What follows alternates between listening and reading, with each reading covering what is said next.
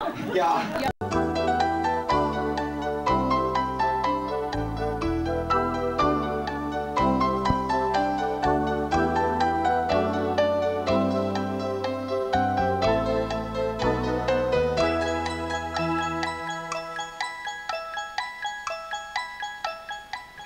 Hello again and welcome to Collector's Lot in the village of Painswick in Gloucestershire.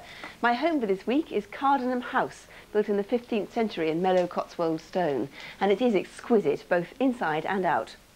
Collectors on today's show include somebody who spins a good yarn around her collection of several thousand knitting patterns, someone else who gets hot under the collar about steam engines, and with Easter just around the corner, a lady who's hopping mad about ornamental rabbits. But first of all, a unique hidden treasure which nestles behind a shop in Margate in Kent, would you believe? It's an exquisite secret grotto, centuries old, and Russell Labey's been to see it. It sounds as though it's come out of an Enid Blyton novel, but 160 years ago, a bunch of schoolboys moved a slab and discovered Margate's shell grotto. The slab was lying at the top of the dome here. Just how long it had lain undiscovered underground is a mystery, but the pagan symbols on the walls lead some people to believe that it's very old indeed. Well, the man who owns it is down here in the great chamber at the end of all these passages. Wolfgang, how old do you think it is? Hello, Russell. Well, we don't know. This is the short answer. But most people think he may be about 2,000 years old. Really, as old as that? Yeah. Some say it's older. H.G. Wells was here, apparently, and he said he must be several thousand years old. Others say it's not so old.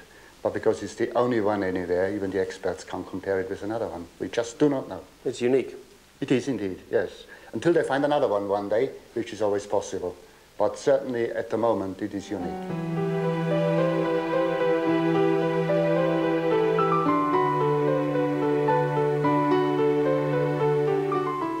Decades of Victorian gaslight have taken the colour off most of the shells, but a modern replica shows us just what an impact it must have made when the grotto was discovered in 1835.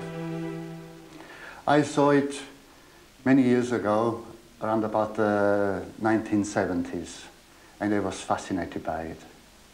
And of course, I got to know the previous owner, and we had hours and hours of discussions, what he thought and what different people think.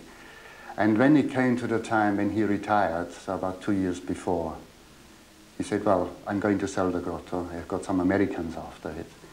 But he said, well, you'll be the one who would look after it, the one should do. I said, well, it's very kind of you to say so. But of course, in those days, I was in ladies' hairdressing with my wife.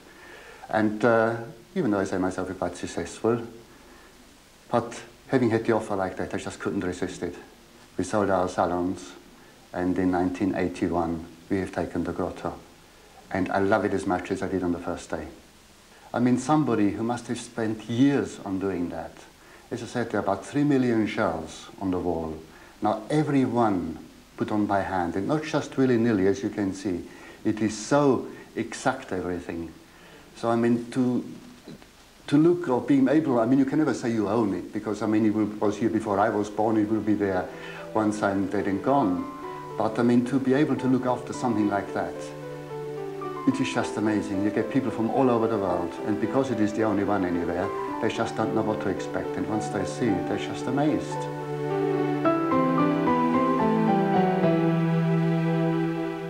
I'm not surprised. It is incredible, isn't it? If you'd like to see it, the grotto is open to visitors, and the details are on Foretell and on our website.